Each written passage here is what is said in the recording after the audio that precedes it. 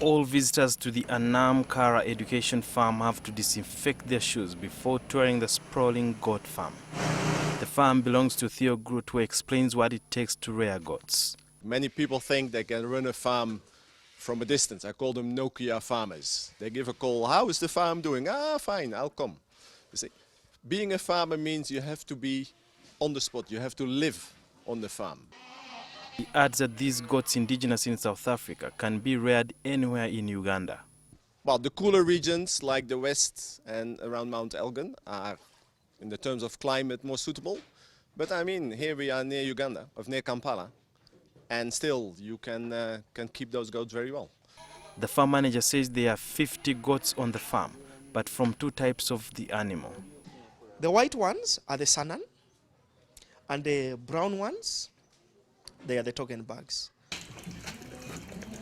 The farm has a teat dummy which is used as a learning aid for those being trained on how to milk the goats. We don't pull the teats because it's an old way of milking animals. Why? It causes friction between your fingers and the teat. So the animal will be feeling pain.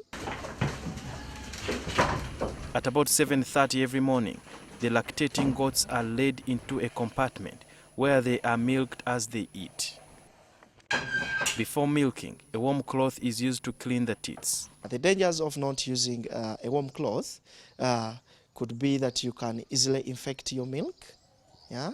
And of course, chances that you get less milk from your goat are also there. Each goat produces at least 2 liters of milk daily. A litre of goat's milk goes for 6,000 shillings on the local market, largely due to high demand, since goat's milk is nutritious. Some of the milk is also used to make goat cheese, which is also highly sought after. And for that reason, the kids are fed on cow milk, which is cheaper, but has the needed food values. They keep growing on cow's milk until they are 4 months. Each kid feeds on at least 1 litre of warm milk a day.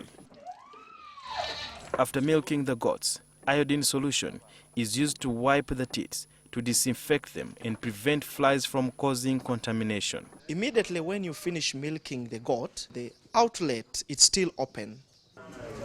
The goats are fed on dairy meal, which contains maize and sunflower cake. The sound and concentration tells how sweet the feed is for the goats. Because the farm manager explains that proper sanitation must be maintained on the farm in order to safeguard the animals from diseases. If you have a well-built floor, you'll be able to clean your stables very well. On one side of the shelter, a variety of grass types are chopped with a machine before giving it to the goats and cows. A goat is supposed to eat 4 kilograms of grass a day. When it's warm, the goats are taken out to the exercise paddock.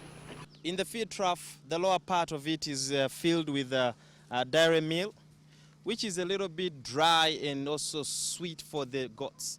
And they'll start with that in order for them to have more appetite, and then later they'll embark on the grass that is mixed using a machine, and of course there are different types of grass blended together here. The farm is also used as an education center where children and adults can learn how to look after goats and other domestic animals. Sudhir Byaruhanga, NTV.